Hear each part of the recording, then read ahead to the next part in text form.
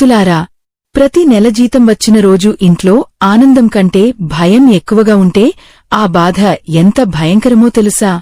ఉదయం bank message వచ్చిందంటే కొద్దిసేపు సంతోషమే, కాని వెంటనేలు, అప్పులు, పిల్లల స్కూల్ ఫీజులు, మందుల ఖర్చులు ఒక్కొక్కటిగా డబ్బును లాగేస్తుంటే మనసు లోపల ఏదో విరిగిపోతుంది.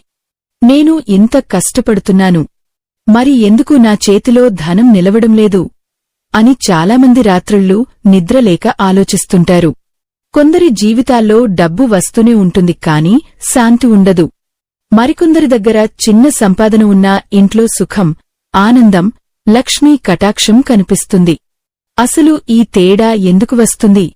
ధనం అనేది కేవలం కష్టానికి వచ్చే ఫలితమా, లేక దాని వెనకాల ఇంకో దైవరహస్యం ఉందా? ఒకప్పుడు విజయనగర సమీపంలో ధర్మయ్య అనే సాధారణ వ్యాపారి ఉండేవాడు. అతను పగలు రాత్రి కష్టపడి బట్టలు అమ్మేవాడు. గ్రామం మొత్తం ధర్మయ్యలాంటి నిజాయితీ మనిషి లేడు అని చెప్పుకునేది. కాని అతని ఇంట్లో మాత్రం ఎప్పుడూ డబ్బు కొరతే. ఉదయం సంపాదించిన డబ్బు సాయంత్రానికి ఎక్కడికో మాయమైపోయేది. భార్య సావిత్రి ఎన్నిసార్లు అడిగేది, ఏమండీ, మనం ఇంత కష్టపడుతున్నాం, అయినా ఎందుకు ఇంట్లో ధనం నిలవడంలేదు? ధర్మయ్య బాధగా నవ్వి, నాకు అదే అర్థం కావడంలేదు సావిత్రి. దేవుడు ఎందుకు ఇలా పరీక్షిస్తున్నాడో తెలియడంలేదు అని చెప్పేవాడు. ఒకరోజు రాత్రి అతను మార్కెట్ నుంచి ఇంటికి వస్తుండగా భారీ వర్షం మొదలైంది. చుట్టూ చీకటి కమ్మేసింది. దూరంగా ఒక పురాతన కృష్ణాలయం కనిపించింది. వర్షం తగ్గేవరకు అక్కడే ఉండాలని ధర్మయ్య ఆలయంలోకి వెళ్లాడు. ఆ దేవాలయం చాలా ప్రశాంతంగా ఉంది. దీపాల వెలుగు మధ్య శ్రీకృష్ణుడి విగ్రహం ఎంతో దివ్యంగా మెరిసింది. గాలికూడా మంత్రంలా అనిపించింది. అక్కడ ఒక వృద్ధ సాధువు కూర్చుని జపం చేస్తున్నాడు. ధర్మయ్య నమస్కరించి పక్కనే కూర్చున్నాడు. కొద్దిసేపటికి ఆ సాధువు కళ్ళు తెరిచి ధర్మయ్య వైపు చూసి చిరునవ్వు నవ్వాడు. నీ మనసులో ధనం గురించి పెద్ద బాధ ఉంది కదా నాయనా అని అడిగాడు. ఆ మాట విన్న వెంటనే ధర్మయ్య ఆశ్చర్యపోయాడు. స్వామీ, మీరు ఎలా తెలుసుకున్నారు?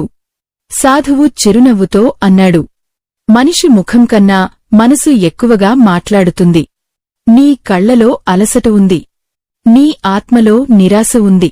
ఆ మాటలు విన్న ధర్మయ్య కళ్లలో నీళ్లు వచ్చాయి. స్వామీ, నేను ఎవరికీ అన్యాయం చేయలేదు. ఎప్పుడూ నిజాయితీగా పనిచేశాను. అయినా నా చేతిలో డబ్బు నిలవడం లేదు. నా పిల్లలు చిన్న కోరిక అడిగినా నెరవేర్చలేకపోతున్నాను. ఆ సాధువు కృష్ణుడి విగ్రహం వైపు చూస్తూ మెల్లగా అన్నాడు.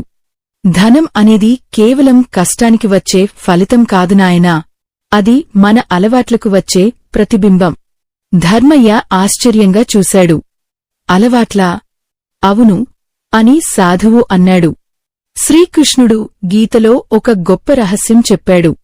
చాలామంది డబ్బు సంపాదించడం నేర్చుకుంటారు, కాని ధనాన్ని గౌరవించడం మాత్రం నేర్చుకోరు. ఆ మాటలు విన్న ధర్మయ్య గుండె ఒక్కసారిగా బలంగా కొట్టుకుంది. సాధువు మళ్లీ చెప్పాడు. తెలుగులో ఒక సామెత ఉంది, లక్ష్మి నిలవాలంటే లక్షణం ఉండాలి, ధనం దేవతలాంటిది. దాన్ని ఎలా ఆహ్వానిస్తామో అలాగే అది మన జీవితంలో నిలుస్తుంది. ఆ రాత్రి ఆలయంలో గంటలు మోగుతున్న శబ్దం మధ్య కృష్ణుడి ముఖంలో ఒక విచిత్రమైన చిరునవ్వు కనిపించింది.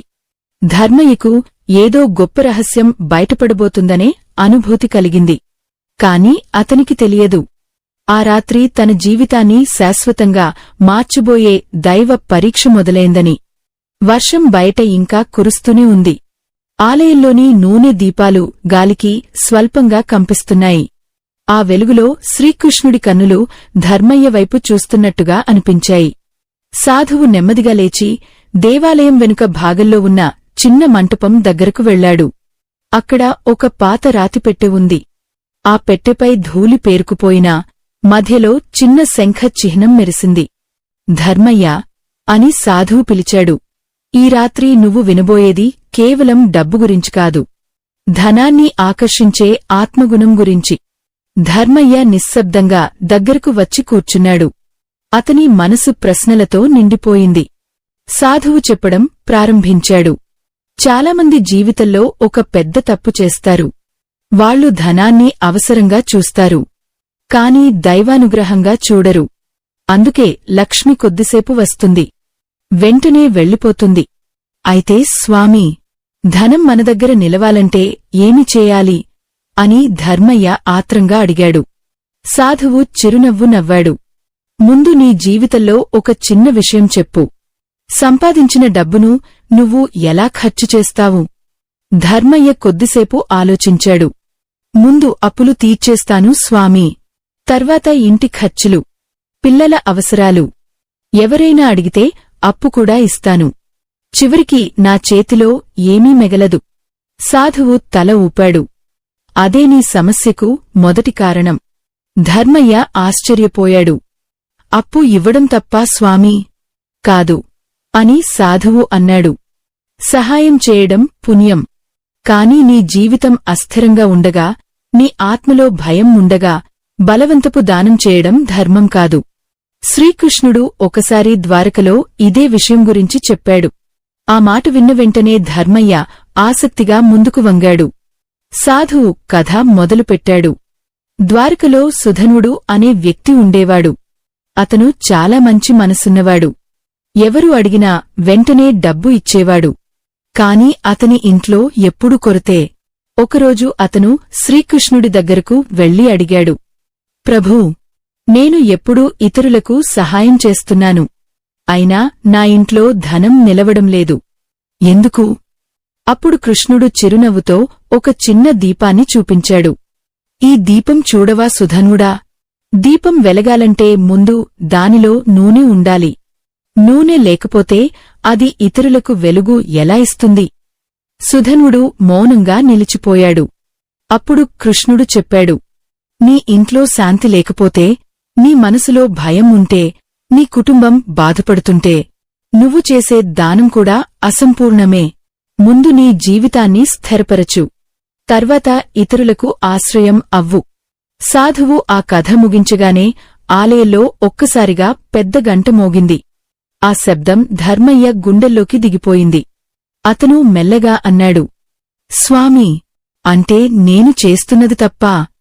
తప్పు కాదు అని సాధువు మృదువుగా అన్నాడు. కాని జ్ఞానం లేకుండా చేసిన మంచి పని కూడా కొన్నిసార్లు కష్టాన్ని తెస్తుంది. ఆ మాటలు ధర్మయ్యను లోతుగా తాకాయి. ఎందుకంటే అతను ఎన్నోసార్లు తన పిల్లల అవసరాలు వదిలేసి ఇతరులకు డబ్బు ఇచ్చాడు. బయట వాళ్లు అతన్ని మంచివాడని పొగడేవారు. కాని ఇంట్లో సావిత్రి నిశ్శబ్దంగా కన్నీళ్లు పెట్టుకునేది. సాధువు మళ్లీ మాట్లాడాడు, ధనం నిలవాలంటే ఒక పవిత్రమైన అలవాటు అవసరం. ప్రతి సంపాదనలో కొంత భాగాన్ని గౌరవంగా దాచాలి. దాన్ని భయంతో కాదు, కృతజ్ఞతతో ఉంచాలి. ఎందుకంటే ధనం అనేది లక్ష్మీ రూపం. ధర్మయ్య ఆశ్చర్యంగా అడిగాడు, కేవలం దాచుకోవడం వల్లే ధనం వస్తుందా? సాధువు చిరునవ్వు నవ్వాడు. దాచుకోవడం కాదు నాయనా, గౌరవించడం. చాలామంది డబ్బు చేతిలో పడగానే అశాంతితో ఖర్చు చేస్తారు. కాని శ్రీకృష్ణుడు చెప్పిన నిజమైన ధనరహస్యం ఏమిటంటే, నీ చేతిలో ఉన్న చిన్న సంపదను గౌరవించలేని వాడికి పెద్ద సంపద దక్కదు. ఆ మాటలు ఆలయంలో ప్రతిధ్వనించినట్టుగా అనిపించాయి. బయట వర్షం క్రమంగా తగ్గుతోంది. కాని ధర్మయ్య మనసులో మాత్రం కొత్త ఆలోచనలు మొదలయ్యాయి. ఇన్నేళ్లుగా తాను డబ్బుకోసం పరుగులు తీస్తున్నాడు. కాని ధనాన్ని గౌరవించడం అనే అలవాటు ఎప్పుడూ నేర్చుకోలేదని అతనికి అర్థమవుతోంది. అప్పుడే సాధువు రాతిపెట్టెను తెరిచాడు. అందులో ఒక చిన్న పసిడి నాణెం మెరిసింది. ఆ వెలుగు సాధారణంగా లేదు. అది చూస్తూనే ధర్మయ్య గుండెల్లో ఒక వింత శాంతి కలిగింది. సాధువు ఆ నాణెన్ని చేతిలోకి తీసుకుని మెల్లగా అన్నాడు, ఈ నాణెం వెనుక ఉన్న రహస్యం తెలుసుకుంటే నీ జీవితమే మారిపోతుంది ధర్మయ్య. ఆ మాటలు విన్న వెంటనే ధర్మయ్య శ్వాస కూడా నెమ్మదించింది. సాధువు చేతిలో ఉన్న ఆ చిన్న పసిడి నాణెం సాధారణ వస్తువులా కనిపించలేదు. ఆలయంలోని దీపాల కాంతి దానిపై పడుతుంటే అది లోపల నుంచి వెలుగు వస్తున్నట్టుగా మెరిసింది. ఆ కాంతి ధర్మయ్య కళ్లలో పడగానే అతనికి చిన్నప్పటి జ్ఞాపకాలు గుర్తొచ్చాయి. తన తండ్రి ఒకసారి చెప్పిన మాటలు అతని చెవుల్లో మళ్లీ వినిపించాయి. డబ్బు అనేది కేవలం లోహం కాదు రా బిడ్డా. అది మన సంస్కారం ఎలా ఉందో చూపించే అద్దం. ఆ మాటలు గుర్తొచ్చిన క్షణంలో ధర్మయ్య హృదయం భారంగా మారింది. సాధువు నెమ్మదిగా చెప్పడం ప్రారంభించాడు. ఈ నాణెం ఎన్నో సంవత్సరాల క్రితం ద్వారకలో ఒక వృద్ధ మహిళకు శ్రీకృష్ణుడు ఇచ్చిన వరప్రసాదం. ఆమె పేరు మాధవి. ఆమె దగ్గర పెద్ద సంపద ఏమీ లేదు. కాని ఒక గొప్ప అలవాటు ఉండేది. ధర్మయ్య ఆసక్తిగా అడిగాడు, ఏ అలవాటు స్వామీ? ప్రతిరోజూ సంపాదనలో ఒక చిన్న భాగాన్ని దేవునికి కృతజ్ఞతగా వేరుగా పెట్టేది. అది పెద్ద మొత్తం కాదు. కాని ఆమె మనసులో ఉన్న గౌరవం చాలా పవిత్రం. సాధువు కళ్లలో ఒక ప్రకాశం కనిపించింది. మాధవి ప్రతి సాయంత్రం ఆ చిన్న నాణేలను ఒక మట్టిపాత్రలో వేసి, ఇది నాకు ఇచ్చిన దైవకృప అని నమస్కరించేది. ఆశ్చర్యం ఏమిటంటే ఆమె ఇంట్లో ఎప్పుడూ కొరత రాలేదు. ధర్మయ్య మౌనంగా వింటున్నాడు. ఒకరోజు ద్వారకలో భారీ కరువు వచ్చింది అని సాధువు చెప్పాడు. ధనవంతుల ఇళ్లలో కూడా భయం మొదలైంది. కాని మాధవి ఇంట్లో మాత్రం ప్రశాంతత ఉంది. ఎందుకంటే ఆమె సంపద కేవలం డబ్బులో కాదు, కృతజ్ఞతలో నిలిచింది. ఆ కథ ధర్మయ్య హృదయాన్ని లోతుగా తాకింది. అతను మెల్లగా అడిగాడు, స్వామీ, అంటే ధనానికి అసలు మూలం కృతజ్ఞతేనా? సాధువు చిరునవ్వు నవ్వాడు. అవును నాయనా, శ్రీకృష్ణుడు చెప్పిన గొప్ప రహస్యం అదే. చాలామంది ఇంకా రావాలి అని ఆలోచిస్తూ ఉంటారు. కాని ఇప్పటికే నాకు ఎంత దక్కింది అని కృతజ్ఞతతో చూసేవారికి లక్ష్మి నిలుస్తుంది. ఆ మాటలు వినగానే ధర్మయ్యకు తన ఇంట్లో జరిగిన ఎన్నో సంఘటనలు గుర్తొచ్చాయి. జీతం వచ్చిన రోజు సావిత్రి ఎంతో జాగ్రత్తగా డబ్బు మడిచి పూజ గదిలో పెట్టేది. కాని తానే మాత్రం ఆ డబ్బును భయంతో, తొందరతో ఖర్చు చేసేవాడు. ఎప్పుడూ ఇది సరిపోదు అనే ఆలోచనతో జీవించేవాడు. సాధువు ఒక్కసారిగా ధర్మయ్య వైపు గట్టిగా చూశాడు. నీకు తెలుసా ధర్మయ్య, భయం ఉన్న చోట లక్ష్మి ఎక్కువకాలం ఉండదు. ఆ మాట విన్న వెంటనే ధర్మయ్య గుండె బలంగా కొట్టుకుంది. ఎందుకంటే భయం మనిషిని తొందరపాటు నిర్ణయాలకు నెట్టేస్తుంది. తొందరపాటు మనసు ధనాన్ని గౌరవించదు. అందుకే శాస్త్రాల్లో శాంతి ఉన్న ఇంట్లోనే శ్రీమహాలక్ష్మి నిలుస్తుంది అని చెప్పారు. ఆలయంలో గాలి మూదువుగా వీచింది. కృష్ణుడి విగ్రహం ముందు ఉన్న దీపం మరింత ప్రకాశించింది. సాధువు ఆ పసిడి నాణెన్ని ధర్మయ్య చేతిలో పెట్టాడు. ఈ నాణెన్ని ఇంటికి తీసుకెళ్ళు. కాని గుర్తుంచుకో, ఇది మాయచేసే వస్తువు కాదు.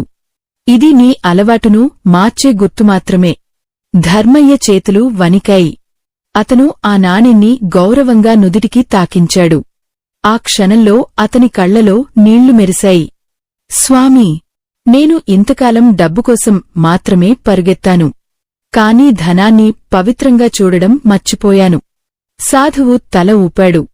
ఇంకా ఒక విషయం గుర్తుపెట్టుకో, సంపాదన ఎంత చిన్నదైనా దానిలో కొంత భాగాన్ని ఆశీర్వాదంగా భావించి దాచు. అది కేవలం సేవింగ్స్ కాదు, అది నీ మనస్కు ఇచ్చే గౌరవం. ధర్మయ్యకు ఆ మాటలు వినగానే గుండెల్లో కొత్త ధైర్యం కలిగింది.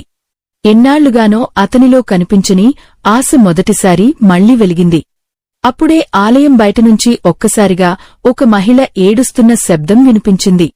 ధర్మయ్య, సాధువు ఇద్దరూ బయటికి పరుగెత్తారు. అక్కడ ఒక వృద్ధురాలు నేలపై కూర్చుని ఏడుస్తోంది. నా దగ్గర ఉన్న చివరి డబ్బు కూడా పోయింది బాబూ అని ఆమె బాధగా చెప్పింది. ధర్మయ్య చేతిలో ఉన్న ఆ పసిడి నాణెం ఒక్కసారిగా వేడెక్కినట్టుగా అనిపించింది. అతని మనసులో రెండు భావనలు పోరాడుతున్నాయి. ఒకటి, ఇది దైవప్రసాదం, దీన్ని కాపాడుకోవాలి. ఇంకొకటి, ఈ వృద్ధురాలికి సహాయం చేయాలి. ఆ క్షణంలో ధర్మయ్య జీవితాన్ని మార్చే నిజమైన పరీక్ష మొదలైంది. మీ జీవితంలో కూడా ఇలాంటి పరిస్థితి వచ్చి ఉంటే కామెంట్స్లో జై శ్రీకృష్ణ అని రాయండి. ఆలయం బయట చినుకులు ఇంకా పడుతూనే ఉన్నాయి. ఆ వృద్ధురాలి చేతులు వణుకుతున్నాయి. ఆమె కళ్లలోని భయం చూసిన ధర్మయ్య మనసు కరిగిపోయింది. కాని మరోవైపు తన చేతిలో ఉన్న పసిడి నాణెం గురించి ఆలోచన అతన్ని ఆపుతోంది. సాధువు ఇచ్చిన ఆ వరప్రసాదం తన జీవితాన్ని మార్చబోతుందని అతనికి నమ్మకం కలిగింది. ఇప్పుడు అదే నాణెన్ని ఇంకొకరికి ఇవ్వాలా లేక తన దగ్గరే ఉంచుకోవాలా అనే సందేహం అతని మనసును బలంగా కుదిపేసింది. వృద్ధురాలు ఏడుస్తూ చెప్పింది, బాబూ, నా మనవడికి మందులు కొనడానికి తెచ్చుకున్న డబ్బు పోయింది. ఇంట్లో ఎవరూ లేరు. ఇప్పుడు నేనేం చేయాలో అర్థం కావడం లేదు. ఆ మాటలు విన్న ధర్మయ్య గుండెల్లో బాధ పెరిగింది. తన చిన్న కుమారుడు జ్వరం వచ్చినప్పుడు తాను కూడా ఇలాగే ఆందోళన చెందిన రోజుల్ని గుర్తుచేసుకున్నాడు. పేదరికం కన్నా మనిషిని ఎక్కువగా బాధపెట్టేది హెల్ప్లెస్నెస్ అని అతనికి అర్థమైంది. అతను సాధువు వైపు చూశాడు. సాధువు మాత్రం ప్రశాంతంగా నిలబడి ఉన్నాడు. ఆయన ముఖంలో ఎలాంటి ఆజ్ఞ లేదు, ఎలాంటి ఒత్తిడి లేదు. కేవలం ఒక నిశ్శబ్దమైన చిరునవ్వు మాత్రమే ఉంది. స్వామీ అని ధర్మయ్య మెల్లగా అడిగాడు, ఇప్పుడు నేను ఏమి చేయాలి? సాధువు ఆలయంలోని కృష్ణుడి విగ్రహం వైపు చూస్తూ అన్నాడు, కొన్ని నిర్ణయాలు దేవుడు చెప్పడు నాయనా, మన హృదయం చెప్పాలి. ఆ మాటలు ధర్మయ్య మనసులో గట్టిగా మార్మోగాయి. అతను మెల్లగా తన చేతిని తెరిచాడు. ఆ పసిడి నాణెం ఇంకా మెరుసుతూనే ఉంది. కాని ఇప్పుడు అతనికి ఆ నాణెం కంటే ఆ వృద్ధురాలి కన్నీళ్లు ఎక్కువగా కనిపించాయి. ఒక్క క్షణం ఆలస్యం చేయకుండా ధర్మయ్య ఆ నాణెన్ని వృద్ధురాలి చేతిలో పెట్టాడు. అమ్మా, ఇది తీసుకోండి. మీ మనవడికి మందులు కొనండి. ఆ వృద్ధురాలు ఆశ్చర్యంతో అతని వైపు చూసింది. బాబూ, ఇది చాలా విలువైనదిగా కనిపిస్తోంది. నేను ఎలా తీసుకోగలను? ధర్మయ్య కళ్లలో శాంతి కనిపించింది. డబ్బుకంటే మనిషి ప్రాణం గొప్పది అమ్మా అని అన్నాడు. ఆ మాట విన్న వెంటనే సాధువు ముఖంలో చిరునవ్వు మరింత ప్రకాశించింది. ఆ వృద్ధురాలు కన్నీళ్లు తుడుచుకుంటూ ధర్మయ్యకు ఆశీర్వదించింది. నువ్వు ఇచ్చింది నాణెం కాదు బాబూ, హృదయం. అలాంటి మనసు ఉన్న ఇంట్లో లక్ష్మి ఎప్పటికీ వెలుగు తగ్గదు. ఆమె వెళ్లిపోయిన తర్వాత ధర్మయ్య ఒక్కసారిగా ఖాళీగా అనిపించుకున్నాడు. చేతిలో ఉన్న దైవ ప్రసాదాన్ని ఇచ్చేశాననే బాధ లోపల మొదలైంది. అతను నిరాశగా సాధువు వైపు చూశాడు. స్వామీ, నేను తప్పు చేశానా? ఆ నాణెం నా జీవితాన్ని మార్చేదేమో. ఇప్పుడు అది పోయింది. సాధువు మెల్లగా నవ్వాడు. ధర్మయ్య, నీ జీవితాన్ని మార్చేది నాణెం కాదు, నీ హృదయంలో వచ్చిన మార్పు. ఆ మాటలు వినగానే ధర్మయ్య నిశ్శబ్దంగా నిలిచిపోయాడు. సాధువు చెప్పడం కొనసాగించాడు. శ్రీకృష్ణుడు సుదాముడికి అపరమైన సంపద ఇచ్చినప్పుడు కారణం అతని పేదరికం కాదు, అతని హృదయంలో ఉన్న పవిత్రత. ధనం అనేది చేతిలోకి రాకముందే మన ఆలోచనల్లో పుడుతుంది. ఆలయంలోని దీపాలు మరింత ప్రకాశంగా కనిపించాయి. బయట వర్షం కూడా పూర్తిగా ఆగిపోయింది. ఆకాశంలో చంద్రుడు మెల్లగా వెలుగుతున్నాడు. సాధువు ధర్మయ్య భుజంపై చెయ్యివేసి అన్నాడు, ఇప్పటినుంచి నీ సంపాదనను భయంతో కాకుండా గౌరవంతో చూసుకో. ప్రతి రూపాయిని లక్ష్మీ రూపంగా భావించు. అవసరంలేని ఖర్చు ముందు ఒకసారి ఆలోచించు. నీ ఇంట్లో శాంతిని కాపాడుకో. అప్పుడు ధనం నిన్ను వెతుక్కుంటూ వస్తుంది. ధర్మయ్య కళ్లలో కొత్త వెలుగు కనిపించింది. అతను మెల్లగా నమస్కరించాడు. స్వామీ, ఈరోజు వరకు నేను డబ్బు కోసం పనిచేశాను. ఇకపై ధర్మంతో జీవించడం నేర్చుకుంటాను. ఆ రాత్రి ధర్మయ్య ఇంటికి తిరిగి వెళ్లేటప్పుడు అతని చేతిలో పెద్ద సంపద ఏమీ లేదు. కాని అతని మనసులో ఒక గొప్ప నమ్మకం పుట్టింది. ఎన్నాళ్లుగానో అతన్ని వెంటాడుతున్న భయం క్రమంగా తగ్గిపోతోంది. ఇలాంటి ఆధ్యాత్మిక కథలు మీ హృదయాన్ని తాకుతున్నాయంటే మా ఛానల్కు మీ ప్రేమను చూపించడానికి స్కానర్ ద్వారా చిన్న సహాయం చేయండి. మీ ఒక్క సహాయం ద్వారా మరెంతో మందికి ధర్మ సందేశాలు చేరతాయి. ఇంటికి చేరుకున్న ధర్మయ్యను చూసి సావిత్రి ఆశ్చర్యపోయింది. ఎందుకంటే ఎన్నో నెలల తర్వాత అతని ముఖంలో మొదటిసారి ప్రశాంతమైన చిరునవ్వు కనిపించింది. ఆ రాత్రి ఇంట్లో వాతావరణం కూడా భిన్నంగా అనిపించింది. ఇంతకాలం ధర్మయ్య ఇంట్లోకి అడుగుపెట్టగానే కనిపించేది అలసట, నిరాశ, ఆందోళన. కాని ఇప్పుడు అతని ముఖంలో ఒక విచిత్రమైన నిశ్చలత ఉంది. సావిత్రి ఆశ్చర్యంగా అడిగింది, ఏమండీ, ఈరోజు మీలో ఏదో మారిపోయినట్టు ఉంది. ఆలయంలో ఏమైంది? ధర్మయ్య కొద్దిసేపు మౌనంగా నిలబడ్డాడు. తర్వాత మెల్లగా కూర్చుని ఆ రాత్రి జరిగిన ప్రతి విషయాన్ని చెప్పడం ప్రారంభించాడు. సాధువు మాటలు, పసిడి నాణెం, వృద్ధురాలికి చేసిన సహాయం అన్నీ విన్న సావిత్రి కళ్లలో నీళ్లు మెరిశాయి. ఇన్నాళ్లూ మనం డబ్బుకోసం భయపడుతూ జీవించాం అని ఆమె మృదువుగా చెప్పింది. కాని మన దగ్గర ఉన్నదానికి కృతజ్ఞత చెప్పడం మాత్రం మర్చిపోయాం. ఆ మాటలు ధర్మయ్య హృదయాన్ని తాకాయి. ఆ రోజునుంచి వారి ఇంట్లో చిన్న చిన్న మార్పులు మొదలయ్యాయి. ప్రతి ఉదయం సావిత్రి ఇంటిని శుభ్రంగా ఉంచి పూజగదిలో ఒక చిన్న దీపం వెలిగించేది. ధర్మయ్య సంపాదించిన డబ్బులో కొంత భాగాన్ని జాగ్రత్తగా ఒక చిన్న పెట్టెలో ఉంచేవాడు. కాని అది భయంతో కాదు, ఇది దైవకృప అనే గౌరవంతో. అతను ఇకపై అవసరంలేని ఖర్చులు తగ్గించాడు. ఎవరికైనా సహాయం చేసే ముందు తన కుటుంబ స్థితిని కూడా ఆలోచించడం మొదలుపెట్టాడు. ఆశ్చర్యకరంగా వారి ఇంట్లో గొడవలు తగ్గిపోయాయి. పిల్లలు కూడా ఎక్కువగా నవ్వడం ప్రారంభించారు. ఒక సాయంత్రం ధర్మయ్య మార్కెట్లో బట్టలు అమ్ముతుండగా ఒక పెద్ద వ్యాపారి అతని దగ్గరకు వచ్చాడు. అతను పట్టణంలో చాలా పేరున్న వ్యక్తి. నువ్వేనా ధర్మయ్య అని అడిగాడు. అవును అయ్యా అని ధర్మయ్య వినయంగా సమాధానం ఇచ్చాడు. నీ నిజాయితీ గురించి చాలా విన్నాను. నాకు ఒక నమ్మకమైన భాగస్వామి కావాలి. నాతో కలిసి పనిచేస్తావా? ఆ మాట విన్న ధర్మయ్య ఒక్కసారిగా ఆశ్చర్యపోయాడు. ఇంతకాలం తనను ఎవరూ పట్టించుకోలేదు. కాని ఇప్పుడు పరిస్థితులు మెల్లగా మారుతున్నాయి. కొన్ని నెలల్లోనే ధర్మయ్య వ్యాపారం పెరిగింది. ఇంట్లో కొరత తగ్గింది. కాని అతని మనసులో వచ్చిన అసలు మార్పు మాత్రం డబ్బు పెరగడం కాదు, భయం తగ్గిపోవడం. ఒకరోజు రాత్రి అతను ఇంటి ముందు కూర్చుని ఆకాశాన్ని చూస్తున్నాడు. చల్లని గాలి వీచుతోంది. పిల్లలు లోపల నవ్వుకుంటున్నారు. సావిత్రి పూజగదిలో హారతి ఇస్తోంది. ఆ ప్రశాంతత చూసి ధర్మయ్య కళ్లలో ఆనందభాష్పాలు వచ్చాయి. అతను మెల్లగా అనుకున్నాడు, ఇంతకాలం నేను ధనాన్ని బయట వెతికాను. కాని నిజమైన సంపద మనసులోని శాంతి అని ఇప్పుడు అర్థమైంది. అప్పుడే అతనికి సాధువు చెప్పిన మాటలు గుర్తొచ్చాయి. ధనం నిలవాలంటే ముందుగా మనసు నిలకడగా ఉండాలి. ఆ రాత్రి ధర్మయ్య ఒక నిర్ణయం తీసుకున్నాడు. ఇకపై తన జీవితంలో వచ్చిన ఈ మార్పును ఇతరులతో కూడా పంచుకోవాలని అనుకున్నాడు. ఎందుకంటే తనలాంటి బాధలో ఇంకా ఎంతోమంది ఉన్నారని అతనికి తెలుసు. మరుసటి రోజు ఉదయం అతను మళ్లీ ఆ కృష్ణాలయానికి వెళ్లాడు. కాని అక్కడికి చేరుకున్న తర్వాత అతను ఆశ్చర్యంతో నిలిచిపోయాడు. ఆలయం అక్కడే ఉంది. దీపాలు కూడా వెలుగుతున్నాయి. కాని ఆ సాధువు మాత్రం ఎక్కడా కనిపించలేదు. ధర్మయ్య అక్కడ ఉన్న పూజారిని అడిగాడు. ఇక్కడ ఒక వృద్ధ సాధువు ఉండేవారు కదా? నిన్న రాత్రి ఆయనతో మాట్లాడాను. పూజారి ఆశ్చర్యంగా చూశాడు. ఏ సాధువు బాబూ?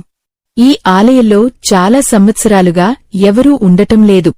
ఆ మాట విన్న వెంటనే ధర్మయ్య గుండె ఒక్కసారిగా ఆగిపోయినట్టయింది. అతను ఆలయం మధ్యలో నిలబడి కృష్ణుడి విగ్రహం వైపు చూశాడు. అక్కడ విగ్రహం పెదవులపై అదే చిరునవ్వు కనిపించింది. ఆ క్షణంలో ధర్మయ్యకు ఒక వింత అనుభూతి కలిగింది. ఆ రాత్రి తనకు మార్గం చూపింది సాధువు రూపంలో స్వయంగా శ్రీకృష్ణుడేనా అనే ప్రశ్న అతని హృదయంలో మెదలడం ప్రారంభించింది. ఆలయంలో గంట మెల్లగా మోగింది. ఆ శబ్దం ధర్మయ్య మనసులోకి నేరుగా దిగిపోయినట్టుగా అనిపించింది. అతను కృష్ణుడి విగ్రహం ముందు నిశ్శబ్దంగా నిలబడ్డాడు. ఎన్నాళ్లుగానో తన హృదయంలో పేరుకుపోయిన భయం, ఆందోళన, అసహాయం అన్నీ ఆ క్షణంలో కరిగిపోతున్నట్టుగా అనిపించాయి.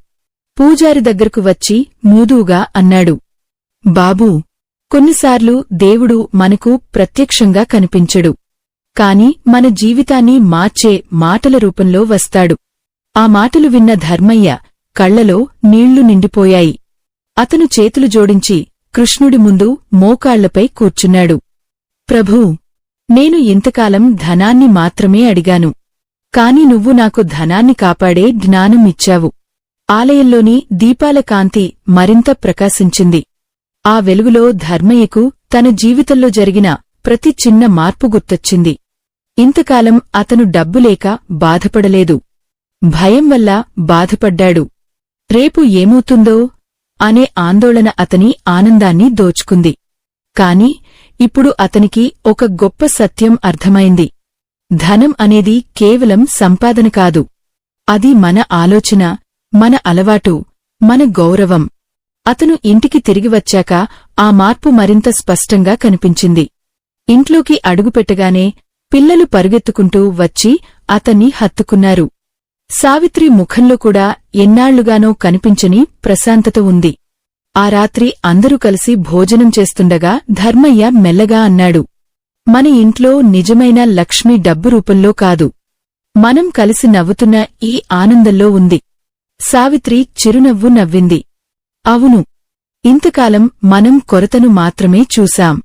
కాని దేవుడు ఇప్పటికే ఇచ్చిన ఆశీర్వాదాలను చూడలేదు. ఆ మాటలు పిల్లల హృదయాల్లో కూడా నిలిచిపోయాయి. రోజులు గడుస్తున్న కొద్దీ ధర్మయ్య పేరు గ్రామంలో మరింత గౌరవం పొందింది. ఎందుకంటే ఇప్పుడు అతను కేవలం వ్యాపారి కాదు, ధర్మంతో జీవించే మనిషిగా మారిపోయాడు. అతని దగ్గరకు చాలామంది వచ్చి ఒకే ప్రశ్న అడిగేవారు, నీ జీవితంలో ఈ మార్పు ఎలా వచ్చింది? అప్పుడు ధర్మయ్య చిరునవ్వుతో ఒకే మాట చెప్పేవాడు, శ్రీకృష్ణుడు నాకు ఒక అలవాటు నేర్పించాడు, సంపాదనను భయంతో కాకుండా కృతజ్ఞతతో చూడమని. అతను ప్రతి ఒక్కరికీ ఒక విషయం చెప్పేవాడు, జీతం వచ్చిన రోజు ముందు దేవునికి కృతజ్ఞత చెప్పండి, తర్వాత మీ కుటుంబ శాంతిని కాపాడండి, అవసరం లేని పోలికలు మానేయండి, మీ చేతిలో ఉన్న చిన్న సంపదను గౌరవించండి. అప్పుడు లక్ష్మి మీ ఇంటి తలుపు తట్టకుండా ఉండదు. తెలుగులో ఒక పాత సామెత ఉంది, ఆశ ఎక్కువైతే ఆనందం తగ్గుతుంది. ధర్మయ్య ఇప్పుడు ఆ మాటలోని నిజాన్ని పూర్తిగా అర్థం చేసుకున్నాడు. ఒకరోజు సాయంత్రం అతను మళ్లీ అదే కృష్ణాలయానికి వెళ్లాడు. ఈసారి అతని చేతిలో పెద్ద కానుకలు ఏమీ లేవు. కేవలం ఒక చిన్న వెన్న ముద్ద, ఒక తులసి దళం మాత్రమే ఉన్నాయి. కాని అతని హృదయం మాత్రం అపరమైన కృతజ్ఞతతో నిండిపోయింది. అతను కృష్ణుడి ముందు నిలబడి మెల్లగా అన్నాడు, ప్రభూ, నువ్వు నాకు కోట్ల సంపద ఇవ్వలేదు, కాని కోట్ల విలువైన ప్రశాంతత ఇచ్చావు. ఆ మాటలతో అతని కళ్లలో ఆనందభాష్పాలు జారాయి. ఆలయంలో గాలి మూదువుగా వీచింది. దీపం జ్వాల సున్నితంగా కదిలింది. ఆ క్షణంలో ధర్మయ్య హృదయంలో ఒక స్పష్టమైన అనుభూతి కలిగింది, నిజమైన ధనం బయట కాదు, దేవునిపై విశ్వాసంతో జీవించే మనసులోనే ఉంటుందని. ఇలాంటి ధర్మ సందేశాలు మరెంతో మందికి చేరాలని మీరు కూడా కోరుకుంటే స్కానర్ ద్వారా మీ చిన్న సహాయం చేయండి. మీ సహాయం మరో కుటుంబానికి ఆశ, ధైర్యం, ఆధ్యాత్మిక వెలుగు ఇవ్వగలదు. ఆ రోజునుంచి ధర్మయ్య జీవితంలో ఒక గొప్ప మార్పు శాశ్వతంగా నిలిచిపోయింది. అతను ఇకపై ధనాన్ని వెంబడించలేదు, ధర్మంతో జీవించడం ప్రారంభించాడు. ఆశ్చర్యంగా అప్పటినుంచి ధనం కూడా అతన్ని వదిలిపెట్టలేదు. ఈ ఆధ్యాత్మిక ప్రయాణం ఇక్కడితో ముగిసిపోయింది. స్వస్తి.